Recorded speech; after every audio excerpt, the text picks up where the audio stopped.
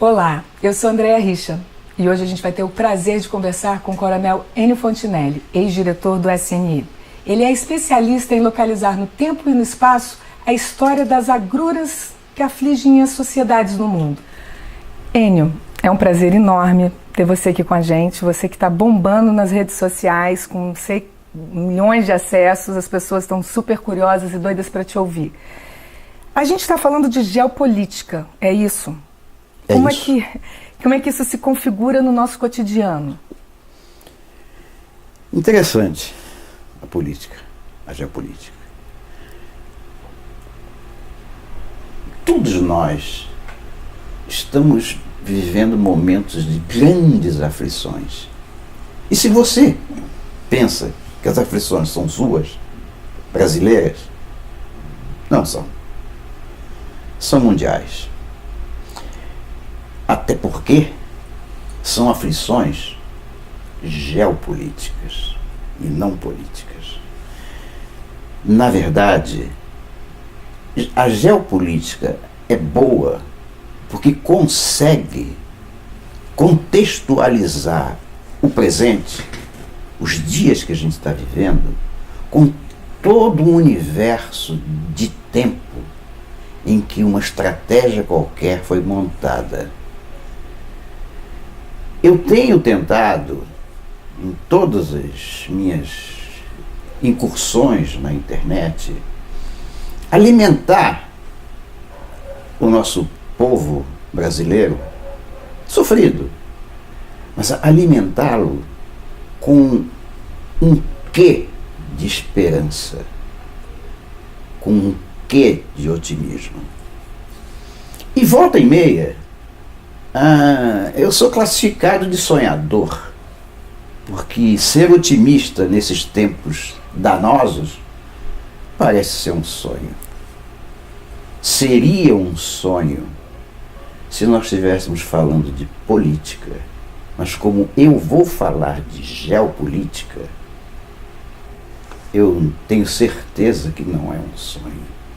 E é essa ideia que eu tenho pretendido demonstrar ao meu público para que entenda qual é o papel geopolítico que o Brasil está exercendo hoje, tal e qual exerceu no passado. Vamos colocar esse passado. Há que diferenciar, e é importante, há que diferenciar nitidamente o que é objetivo político e o que é estratégia. As pessoas confundem essas duas coisas com a maior naturalidade, mas são duas coisas inteiramente diferentes. O objetivo é aquele que se pretende conquistar, e a estratégia é a forma de fazer isso.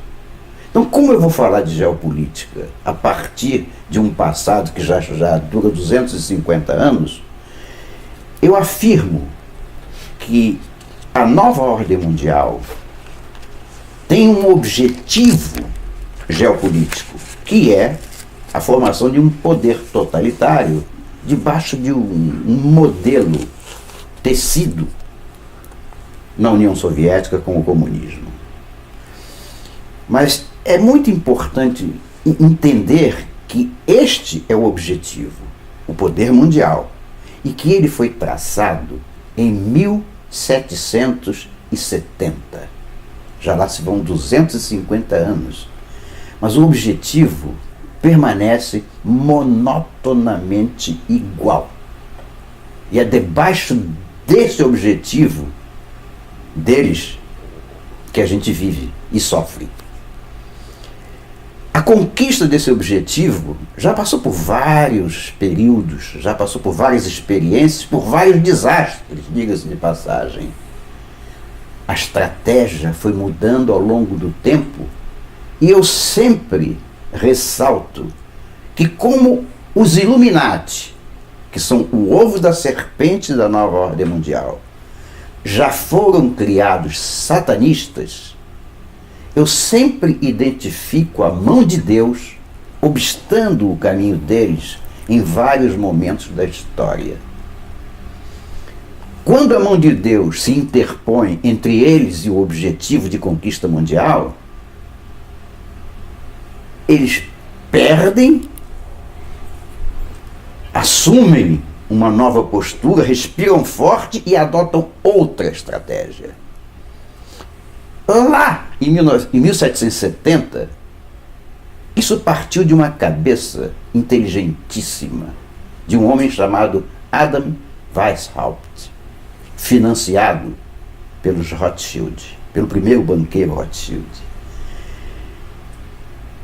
Há muitas dúvidas hoje, se fala muito, em todos os lugares, principalmente aí nas redes sociais, que jesuítas, maçons, pertencem a sociedades secretas que dominam o mundo e o fazem de forma maléfica.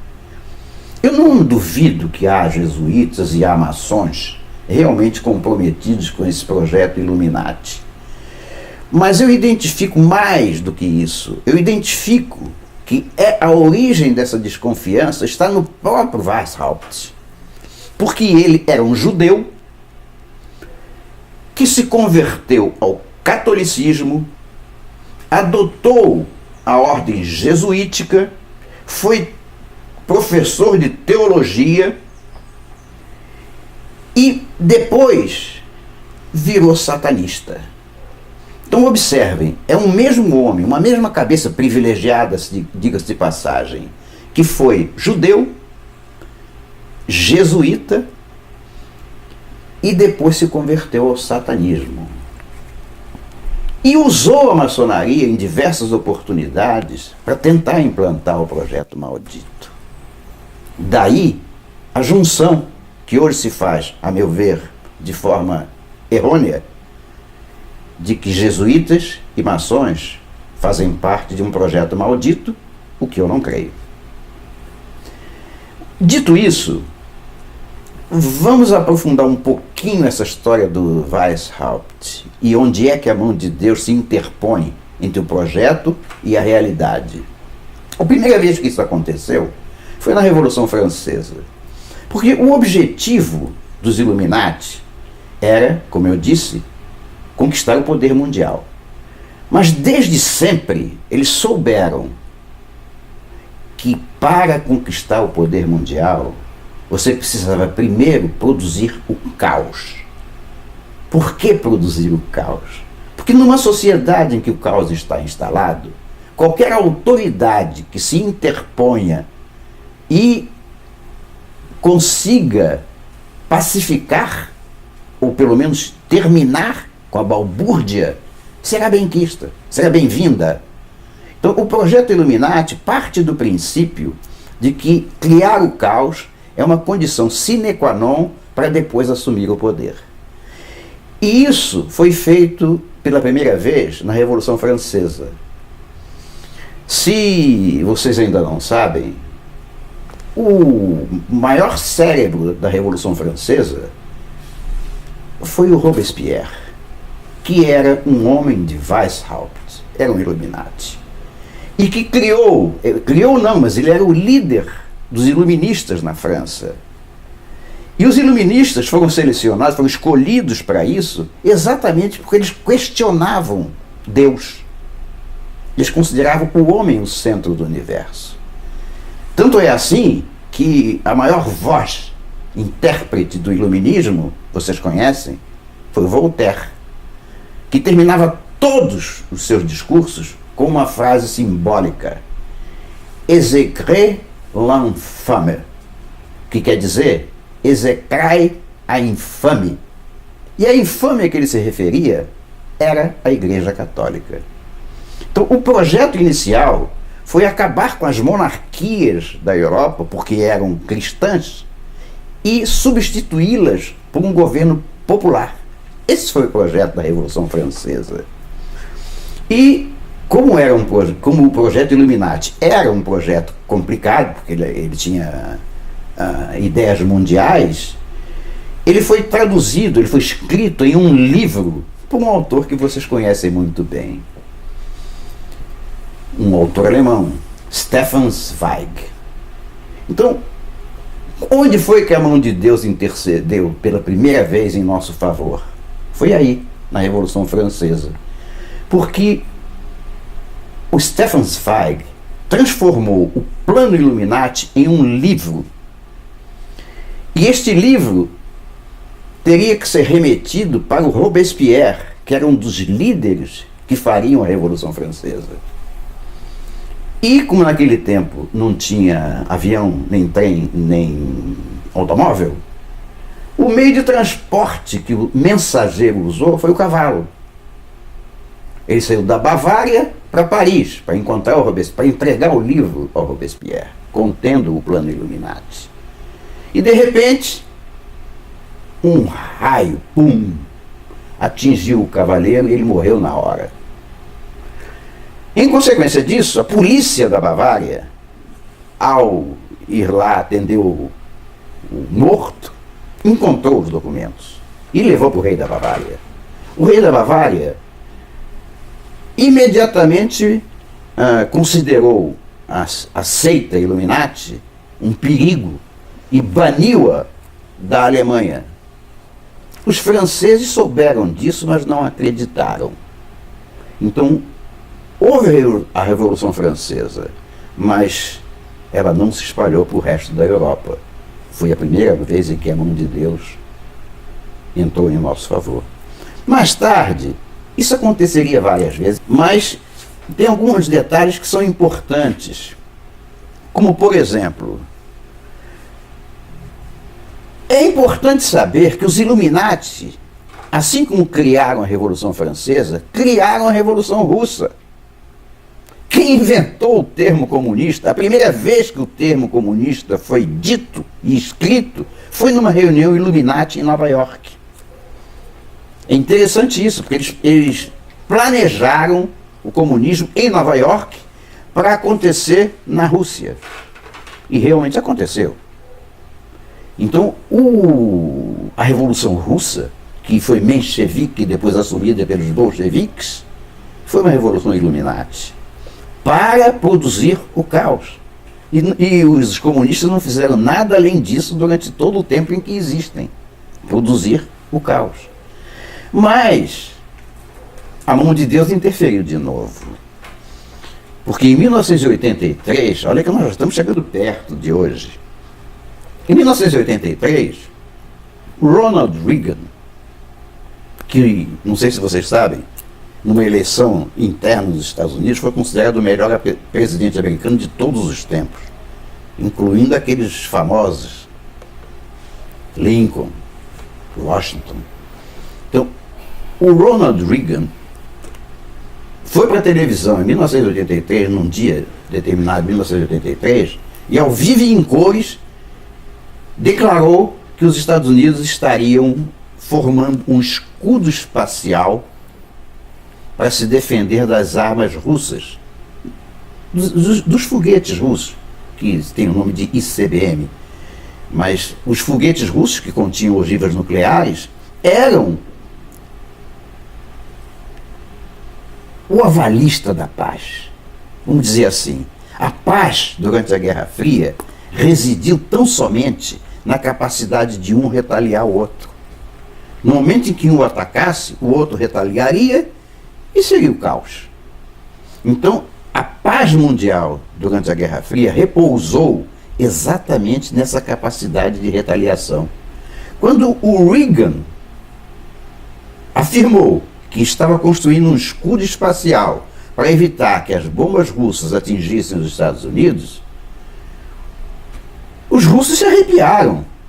Claro, porque se esse escudo se materializa, a única potência mundial nuclear do planeta seria os Estados Unidos, já que eles não teriam mais a capacidade de retaliar. Então os militares russos deram um ultimátum ao presidente do Politburo, que era o Gorbachev. Você vai ter que impedir que esse projeto vá para o ar, porque se você não conseguir, nós vamos provocar a guerra mundial. E o Gorbachev não fez nada além do que lhe foi dito. Ele promoveu a Glasnost, e a perestroika. Ele até escreveu livros que a maioria já deve ter lido.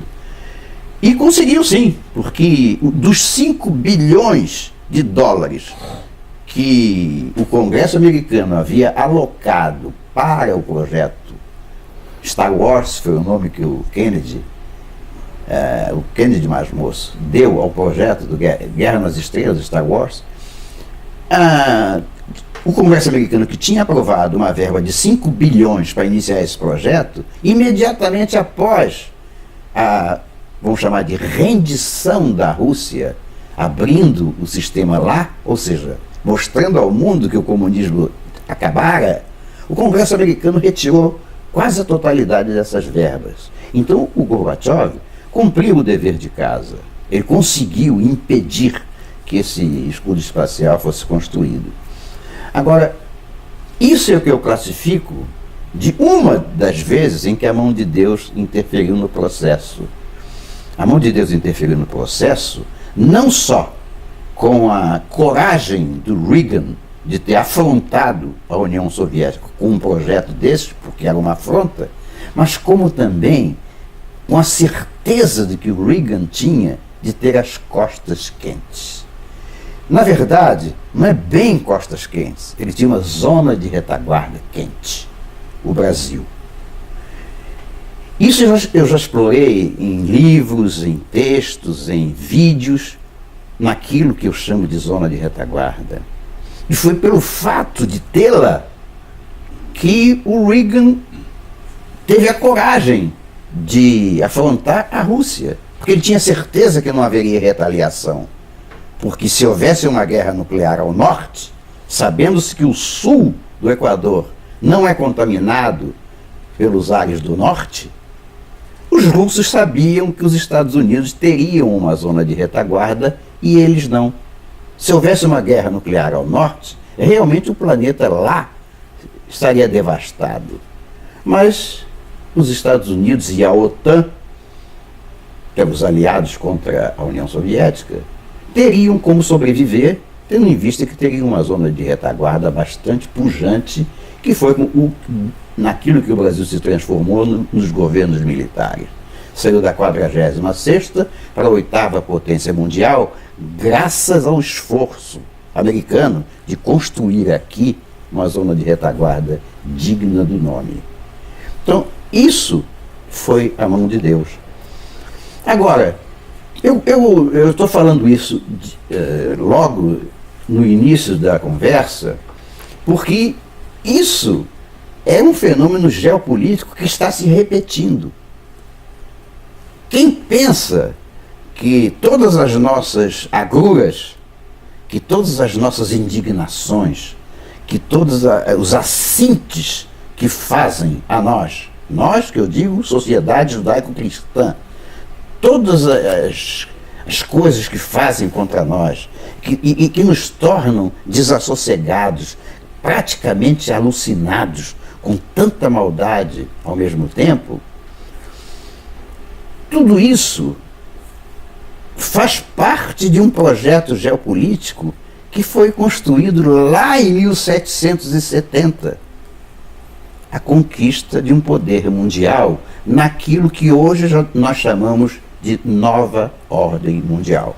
Nascida exatamente quando o Gorbachev fez a perestroika e a glasnost, demolindo o que até então era a União Soviética. Como vocês sabem, depois disso, a Rússia se esfacelou. Não a Rússia, a União Soviética se esfacelou. Naquilo até que tem um nome engraçado, chamado de efeito Sinatra.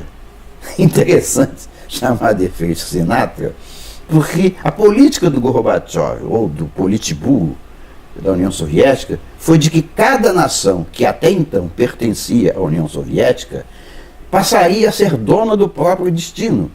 Cada um escolheria que tipo de governo teria e como caminharia para o futuro. Então isso foi chamado de My Way. Quer dizer, cada um teria o My Way. Por isso é que apelidaram de efeito Sinatra. E o efeito Sinatra nada mais fez do que comprovar o que muita gente já sabia, que o regime comunista é insustentável por si mesmo. No momento em que foi aberto, não houve nenhum poder no mundo capaz de mantê-lo em pé, nem sequer na Rússia. Então é interessante examinar o mundo sob a ótica geopolítica, porque a gente vai entendendo que as políticas são caudatárias da geopolítica. Então, o que está acontecendo conosco hoje não é política. É política porque a gente a percebe diariamente, porque a gente a vive diariamente, mas ela não é sozinha. Ela não foi construída do nada. Ela é efeito de um sistema geopolítico que tem como objetivo, nascido da nova ordem mundial, de conquistar um poder global. E esse poder global foi construído, o projeto de poder global foi construído a partir de um caos. Eu volto novamente ao início do processo. É preciso primeiro criar o caos para depois conquistar a população. Os Illuminati conseguiram criar o caos na Primeira Guerra Mundial. Parece mentira, mas foram os Illuminati que fizeram a Primeira Guerra Mundial. Mas eu não quero falar dela, eu quero falar da Segunda. Porque a Segunda Guerra Mundial, ela juntou potências altamente improváveis. Rússia e Estados Unidos se juntaram para combater o nazismo. E ganharam. No mesmo momento que eles estavam assinando lá em Yalta o Tratado de Paz, eles já estavam arreganhando os dentes um para o outro. E iniciando ali a Guerra Fria. Foi em Yalta, ao final da Segunda Guerra Mundial. Então, esse fenômeno está acontecendo de novo. Quer dizer, o que hoje acontece é que os dois inimigos, que até ontem eram inimigos mortais, de repente estão se dando as mãos para combater a nova ordem mundial. Russos e americanos, que constituem os dois juntos as duas maiores potências militares do planeta, estão unidas agora no objetivo de destruir a nova ordem mundial. Eu não tenho dúvida que eles vão conseguir. E por isso o meu otimismo.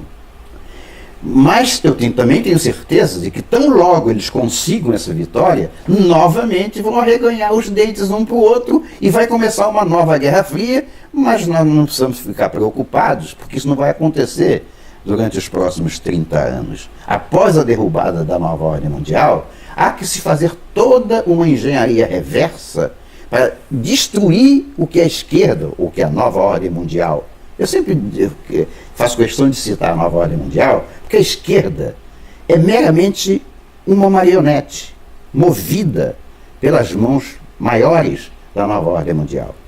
E também preciso dizer que ao final da Segunda Guerra Mundial, que foi um caos, o caos tinha sido provocado. E como tranquilizar o mundo, que é o objetivo, criou-se a ONU.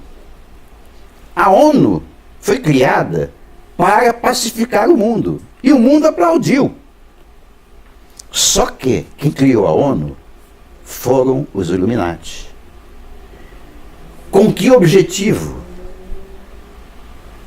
Ter o embrião de um poder global que pudesse ter influência sobre todos os povos do planeta. E é isso que a ONU faz.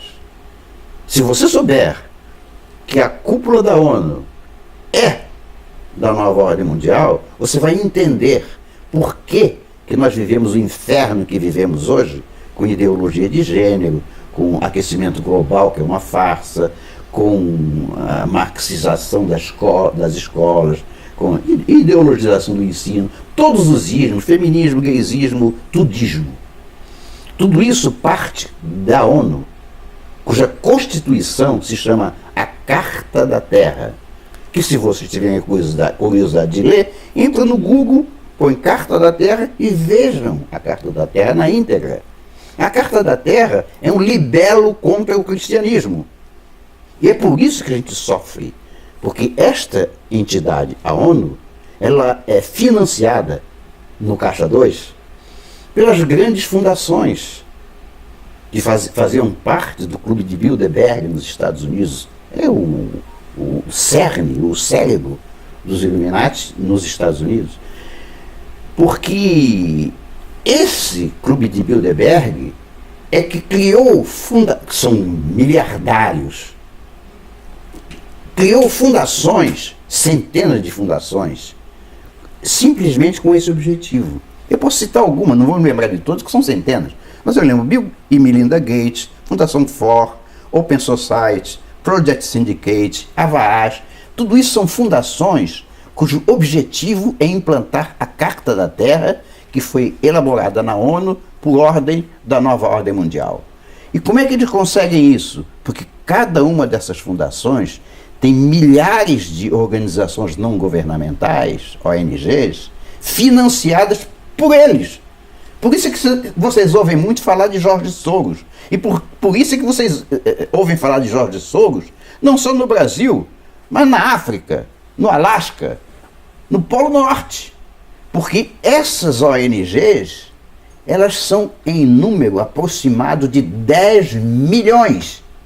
Só no Brasil tem 2 milhões. E essas ONGs são veículos de transporte das ideias partidas da ONU, que nada mais são do que as ideias partidas da nova ordem mundial, com o objetivo de destruir o cristianismo, o maior e principal obstáculo à formação de um poder mundial. O cristianismo, eu junto os judeus, a sociedade judaico-cristã, se vocês prestarem bastante atenção, ela é a responsável pelo desenvolvimento do mundo.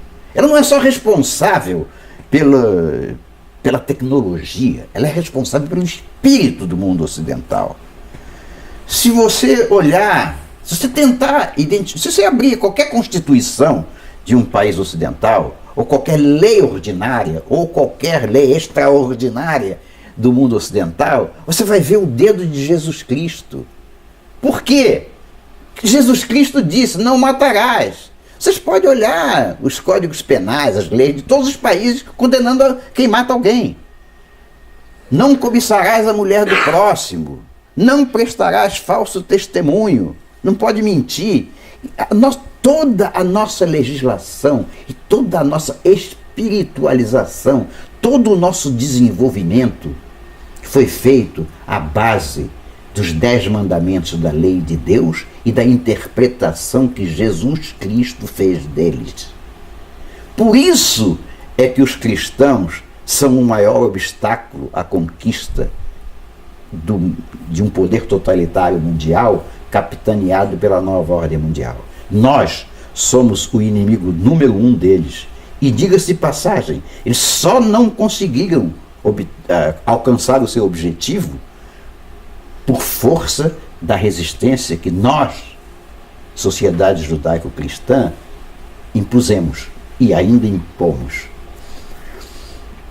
A mão de Deus esteve sempre presente em todos os momentos, e eu não tenho a menor dúvida que ela está aqui, pairando sobre as nossas cabeças para interferir no momento certo.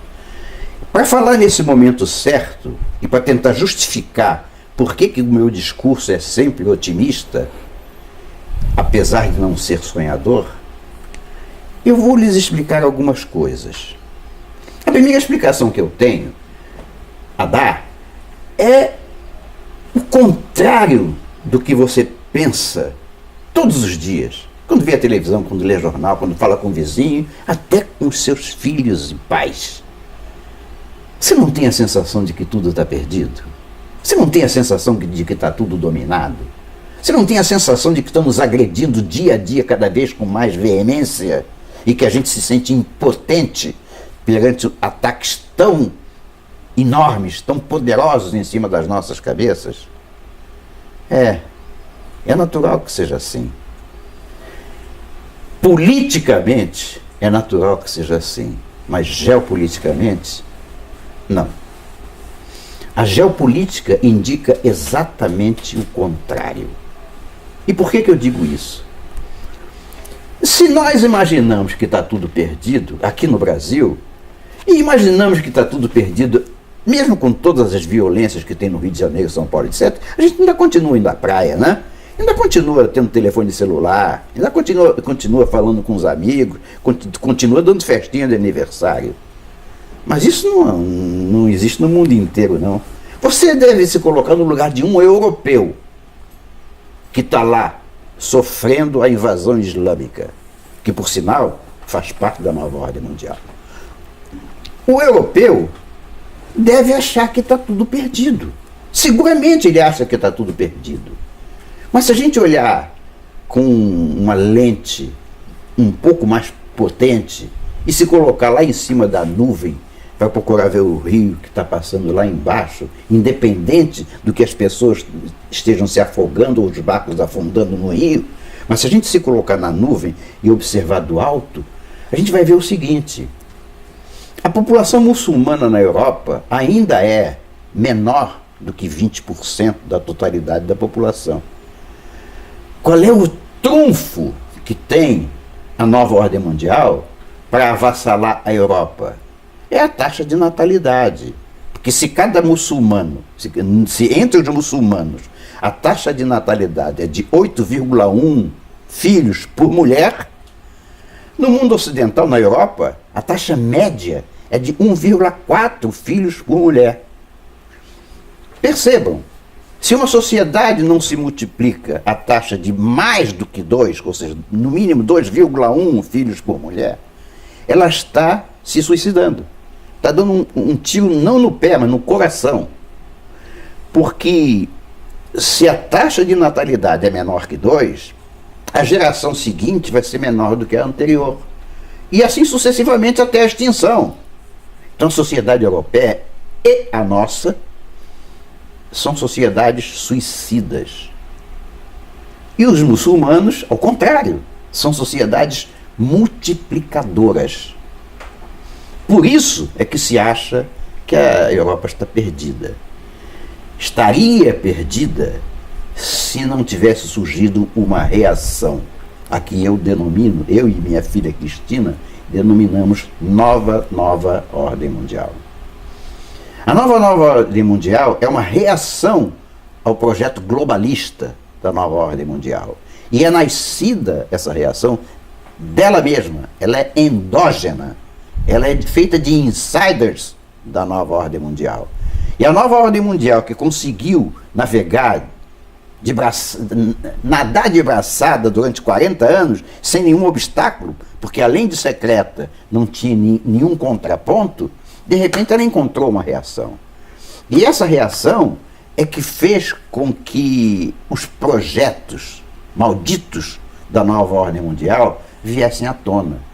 E a gente só os conhece por causa dessa reação. Então, hoje, o que existe é um confronto entre essas duas forças, ambas poderosíssimas. A nova ordem mundial e a nova ordem mundial, que é a reação a ela. Agora, observem.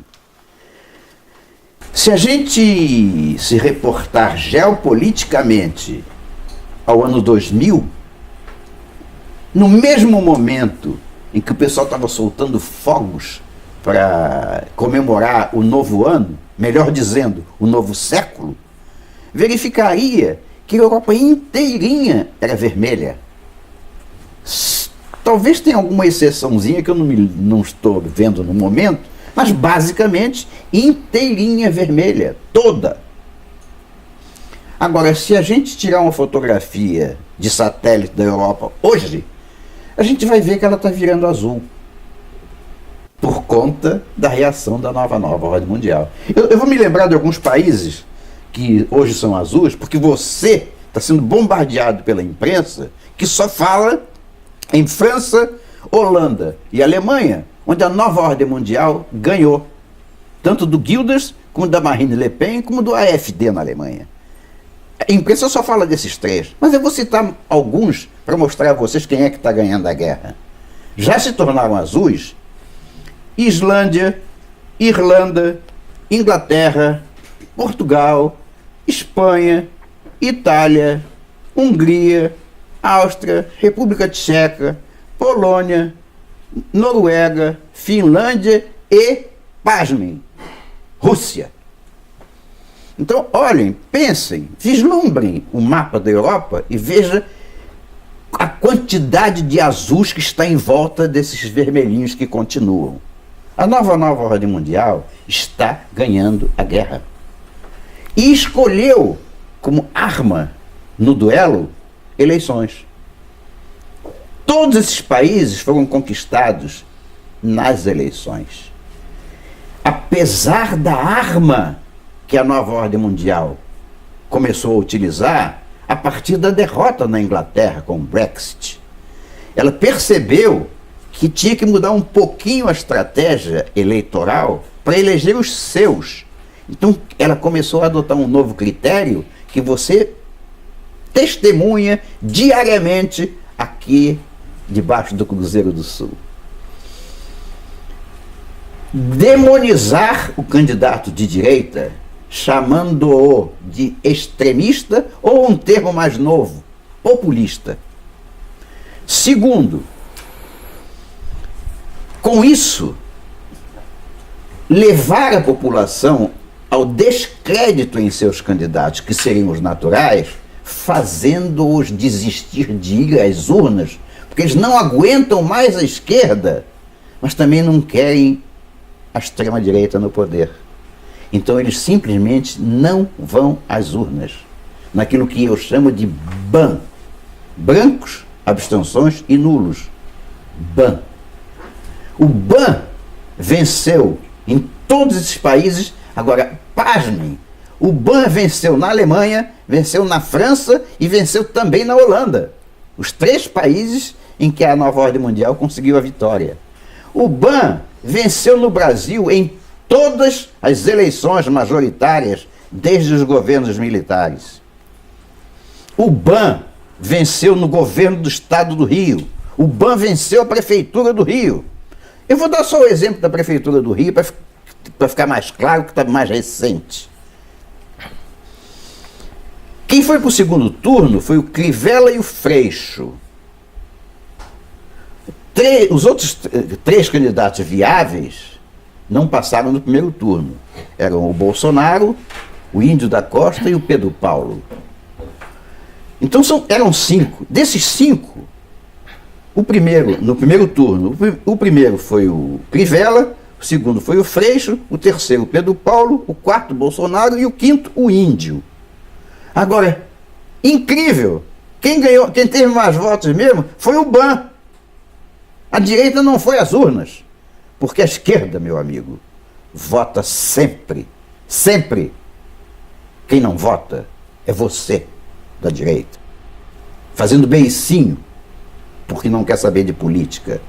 Se você, BAN, tivesse votado no Bolsonaro ou no Índio, que eram os melhores candidatos aí, qualquer um deles teria vencido no primeiro turno. Então, a arma que a nova ordem mundial está usando contra você é fazê-lo não ir às urnas, através da demonização do candidato de direita e através, no nosso caso, de repetir continuamente que adianta ir a eleição com essas urnas fraudáveis. E eu lhes digo, a nova ordem mundial está pouco ligando para a fraude nas urnas. Ela sabe que ela ganhará no BAN. Dito isso, eu digo por que eu sou otimista. Eu sou otimista porque nós vamos ganhar. E por que eu acho que nós vamos ganhar? Vocês viram, eu disse que a Europa está ficando azul. Mas se eu olhar para o lado de cá, para a América, para o meu lado, para vocês é aqui, né? Se eu olhar para o lado de cá, para a América, os Estados Unidos viraram azuis. E como a Rússia é azul e os Estados Unidos também são azuis, as 2 maiores potências militares do planeta estão unidas para derrotar a nova ordem mundial. E se a Europa está ficando azul e se os Estados Unidos estão azuis, imagina você qual é o último suspiro da nova ordem mundial. Eu vou dar um tempinho para você imaginar o mapa mundo, veja o planeta todo, veja o que está acontecendo na Europa, nos Estados Unidos, quem são os grandes inimigos. Eu estou dando um tempinho para você chegar a uma conclusão óbvia. Quem ganhar o Brasil ganha a guerra. Se o Brasil virar vermelho, a nova ordem mundial ganhou. Porque os Estados Unidos ficam sem a zona de retaguarda. Agora, se o Brasil virar azul, a nova ordem mundial desmoronou. O Brasil é de novo, como aconteceu em 1983, a joia da coroa. É a zona de retaguarda que está novamente em disputa. Creia, Rússia e Estados Unidos são fortes, muito fortes. O Brasil tem toda a chance de ficar azul. Só depende de nós. Pois é, vocês podem ver o grau de informação e lucidez dessa pessoa, que é o Coronel Ennio Fontinelli. Da onde vem essa análise dos fatos? Da onde você tira todas essas suas ideias? É uma pergunta um pouco difícil de responder, né, Andréia? Mas eu diria o seguinte: os fatos existem. Uns são obscuros, outros são claros. Mas os fatos existem. E quando a gente decide examiná-los, a gente tem que, primeiro, ser coerente. Quer dizer, quando você fala em lucidez, eu falo em coerência. Porque se você, como eu acho que pratica a verdade, você será em todos os momentos coerente. E essa coerência pode ser traduzida como lucidez. Então não é que eu seja lúcido, é que eu persigo sistematicamente a verdade. E falando em verdade, tem muita gente que não sabe, por exemplo, que você comentou na sua... que eu estava observando, você fala assim, a gente sabe que a Rússia e os Estados Unidos, eles se uniram contra o nazismo, certo? Mas pouca gente sabe que a Rússia já foi aliada da Alemanha nazista. O que deu errado ali, você poderia dizer pra gente? Como é que se deu essa reviravolta de repente, de aliado do nazismo, que pouca gente sabe que isso aconteceu, né? Aconteceu. Para aliado agora dos Estados Unidos. No caso, na Segunda Guerra Mundial, para acabar com o comunismo. Eu coloco de novo o dedo dos Illuminati, da nova ordem mundial. Porque ninguém melhor do que ela, que foi a promotora do caos na Segunda Guerra Mundial, para antever qual era o resultado mais vantajoso. Porque o nazismo conseguiu granjear o ódio mundial, por conta inclusive da propaganda norte-americana. Tá? Então, e para a nova ordem mundial, não interessava fazer permanecer uma forma de Estado que partisse do ódio, e ela preferiu partir de uma outra forma de Estado que conquistaria as populações através do comunismo. Então, embora o Hitler e o Stalin tenham feito um acordo de não agressão entre eles, o canto da sereia surgiu para o Stalin na decisão inglesa de juntar americanos e russos contra o Hitler. Sem essa junção, a Segunda Guerra Mundial teria durado muito mais, e eu não tenho certeza dos resultados, não. Porque os alemães eram muito fortes, tinham uma tecnologia tão importante que quase tudo que a gente sabe hoje dependeu do roubo que os americanos e os russos fizeram dos cientistas alemães. Então, a Rússia se juntou aos Estados Unidos porque os Illuminati, ou a nova ordem mundial, decidiu que seria assim. Então, Stalin, Roosevelt e Churchill resolveram partir o poderio alemão ao meio. O que significa partir o poderio alemão ao meio? Os americanos e os ingleses não poderiam jamais sonhar em desembarcar na Normandia se Normandia, né? Se os alemães estivessem preparados totalmente para recebê-los. Os alemães eram fortes. Então, qual foi o resultado desse acordo? É que os alemães tiveram que deslocar uma frente de combate forte para suportar os russos. E deixou uma frente forte, mas não tão forte, que foi invadida pelos aliados e a Alemanha nazista morreu ali. Então, qual é que você me diria a diferença entre a união que se deu entre Estados Unidos e Rússia na Segunda Guerra e a união deles hoje, que você disse que eles estão juntos na nova? Em que nível se dá essa... Porque a Rússia não deixa de ser socialista, não vai deixar de ser socialista, certo? Nem os Estados Unidos acho capitalista. Em que nível se dá essa união deles hoje e qual é a diferença da união deles hoje, qual o propósito da diferença do propósito de antes? Bom, eu vou dizer o que pode parecer um paradoxo, mas a Rússia não é mais comunista. O comunismo que existe hoje é remanescente da revolução cultural que foi introduzida pela nova ordem mundial para conquistar o mundo. Mas na medida em que os russos pressentiram que o projeto da nova ordem mundial era de fazer do comunismo o modelo para a conquista do planeta, os russos perceberam que o modelo deles estava sendo adotado, mas que eles não sentariam no trono. Então, a Rússia, que não é mais comunista, o Putin resolveu afrontar a nova ordem mundial e os Estados Unidos também. Agora, eu posso falar hoje de Putin e de Trump, mas não é só isso. São as duas sociedades.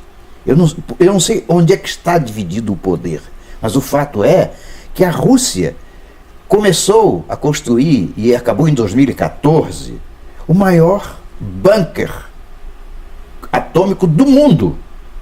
E os Estados Unidos reforçaram, aliás, a Rússia também já tinha nos Montes Urais um bunker, apenas ampliou. E nos Estados Unidos já existia o bunker das Montanhas Cheyenne, que também foi ampliado. Todos dois para suportar as novas bombas, que não são mais a bomba nuclear tradicional. E não vamos falar nisso porque isso vai demorar um bando de tempo. Mas os dois se preparando para uma nova guerra atômica. Então não fazia sentido.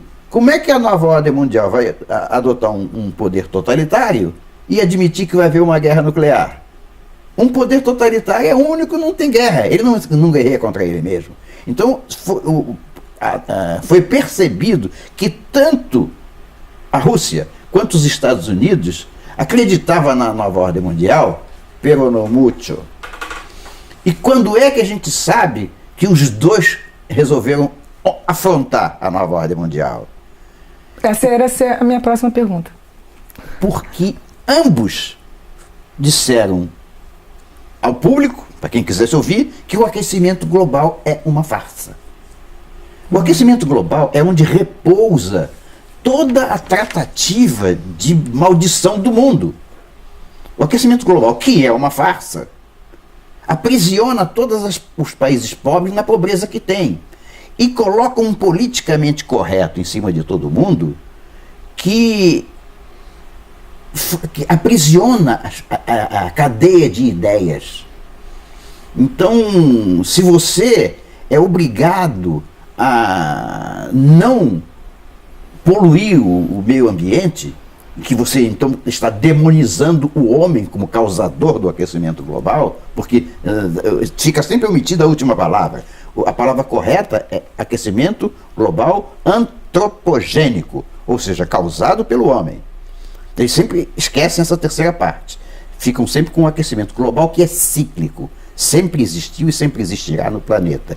Mas colocando o homem como centro desse malefício ao planeta, significa começar a endeusar o planeta, começar a substituir o nosso Deus Todo-Poderoso pela deusa Terra, a Mãe Terra, que é o projeto da Carta da Terra, da ONU. Com que objetivo? Liquidar a nós cristãos. comunista, quer dizer, Rússia e Estados Unidos perceberam isso. Então, por isso é que os dois estão de mãos dadas para destruir o demônio. A ideia de muita gente em relação a essa coisa do ban, que também você falou, né, dos votos em branco, abstenções e nulos, as pessoas acham assim, elas são sinceras, elas dizem, eu não posso me violentar. Se eu não acredito num candidato, é melhor que eu não vote nele.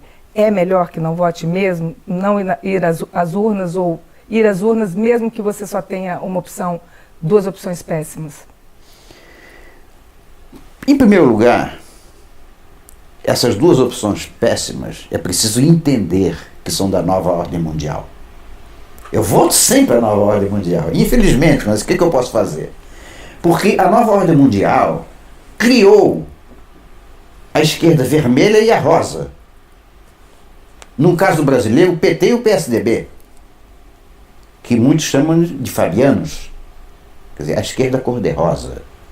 O Fernando Henrique Cardoso foi o responsável pelo Fogo de São Paulo, que nós todos odiamos. Mas a gente esquece o Fernando Henrique, que foi o responsável.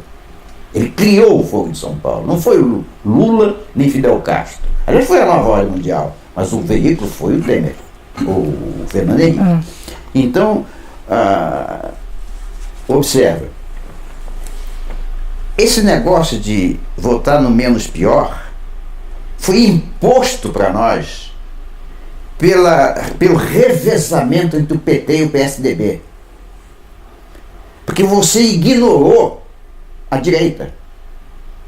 Eu garanto que você não queria nem ouvir falar o nome de Enéas, mas ele é de direita. E você não foi à urna porque não quis escolher entre o melhor e o pior ou menos pior, mas podia ter ido votar no Enéas. Você desistiu de votar. E é contra isso que eu insurjo. Que a direita é que não vai às urnas. A esquerda vai sempre. E o que eu estou garantindo, não posso dizer garantindo, mas a minha certeza, a minha expectativa quase certa, é de que se nós todos formos às urnas, nós, a direita, nós vamos ganhar essas eleições. Então, quando eu digo isso, eu não sou otimista, eu não estou dizendo que você vai ter que escolher entre um pior e um menos pior. Você vai ter que escolher entre a direita e a esquerda. Para ser mais preciso, você vai ter que escolher entre globalistas e antiglobalistas. Bom, falando em esquerda vermelha, né? Tem muita gente que nem imagina que o partido do Barack Obama, da Hillary Clinton, que os democratas são vermelhos, né? Que são devotos, inclusive, de Saul Alinsky. Eles não têm essa ideia, muito pelo contrário. Explica como é que pode haver um engano tão grande hoje, uma confusão tão grande na cabeça das pessoas hoje, principalmente nos Estados Unidos.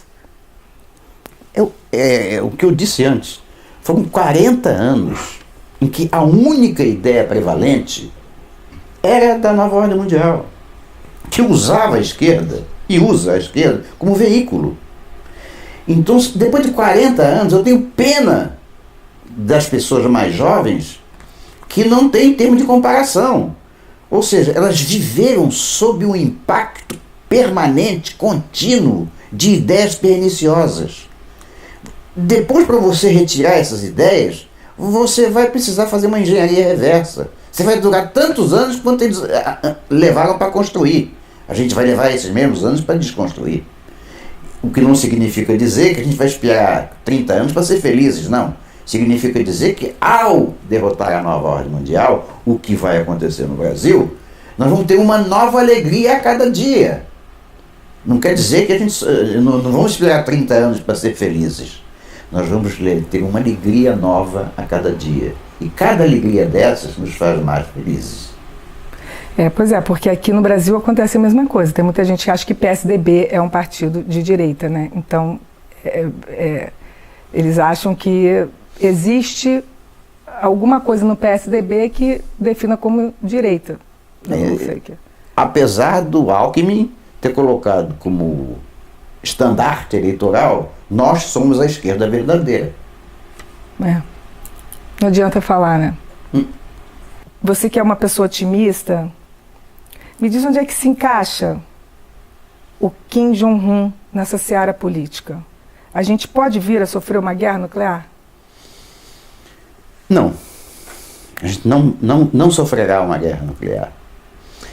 Porque todo o poderio bélico, tecnológico da Coreia do Norte foi concedido pelos russos. Todo esse cinema que o Kim Jong-un está fazendo decorre de uma concessão russa para que os Estados Unidos contassem com mais um inimigo poderoso. Quer dizer, naquele momento histórico, naquele momento geopolítico, interessava à Rússia ter um inimigo nuclear poderoso que não fosse a China, que tem lá as suas rusgas. Então, a Rússia forneceu a tecnologia e materiais também, submarinos nucleares, forneceu à Coreia do Norte para que ela ficasse inocentada do primeiro tiro. Ou seja, se alguém apertasse um botão vermelho, o russo diria: não fui eu, viu? Não fui eu, viu, mamãe? Foi ele. Então a estratégia russa foi desviar a atenção americana para outro inimigo que não ela. Mas no momento em que a Rússia se associa aos Estados Unidos contra a guerra, a nova ordem mundial, a Coreia está isolada. E em tudo isso que ela está fazendo exclusivamente para o público interno. Porque como todo comunismo vive do aprisionamento da população, e eu falei de corrupção e mentira, ele cai se os norte-coreanos acharem que ele não é mais desejável.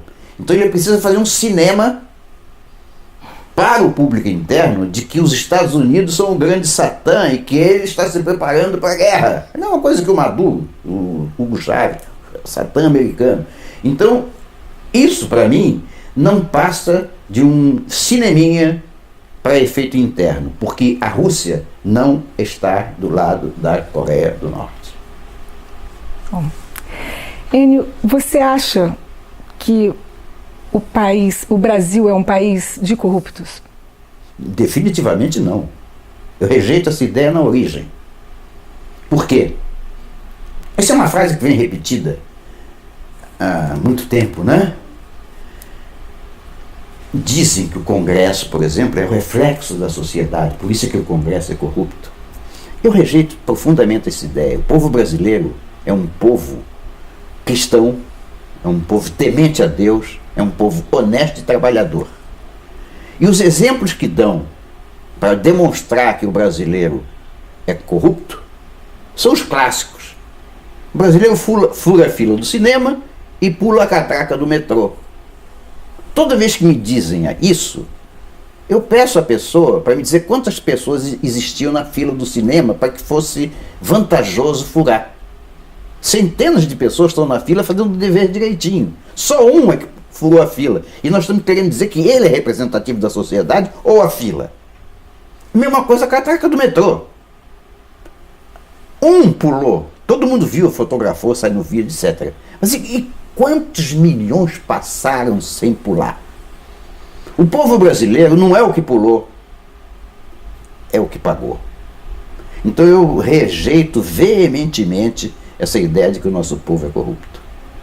Tá certo. Enio, eu queria te fazer uma última pergunta. Você, por exemplo, é uma pessoa que já viveu bastante, já se aposentou, está aí podendo curtir sua vida e, no entanto, você tem uma paixão por esse país, uma paixão pelas questões do mundo, das sociedades, e você demonstra isso muito claramente, e você se importa demais. Eu quero saber o que te move a continuar nessa luta e se importando tanto. Pergunta difícil, viu? Bom, várias coisas me movem. A primeira coisa que me move é que eu não quero levar para o túmulo tudo que eu sei. E eu não sei, diferente de você e do seu público, porque eu sou melhor do que vocês. Eu sei porque eu estava lá. Quando se diz que eu fui do SNI, diretor do SNI, eu o fui durante 10 anos consecutivos. A quantidade de informações que me foi dado conhecer seguramente é muito maior do que a de um homem comum. Muitas delas eu vou levar para o túmulo, por dever de ofício. Mas muitas delas eu quero passar para os mais jovens. E é o que eu estou fazendo. Essa é uma das razões. Outra é que eu tenho a amostragem perfeita que a sociedade toda tem ainda embrionariamente. Como eu tenho 80 anos, eu tenho filhos e netos, já tenho neta com idade de ser mãe. Então, talvez a maioria do teu público tenha isso como projeto e queira trabalhar por um futuro melhor para os filhos e netos projetados. Eu não. Eu vivo diariamente os meus filhos e os meus netos e vejo a dificuldade que eles têm de dar cada passo que precisam. Eu quero desamarrar as pernas deles. Só que eu seria muito egoísta se eu tratasse de fazer isso só pessoalmente. Eu me nego a fazer isso pessoalmente pelos meus. Eu sou um patriota, sim. Então, o meu desejo é desamarrar as pernas de todos os filhos e todos os netos do Brasil.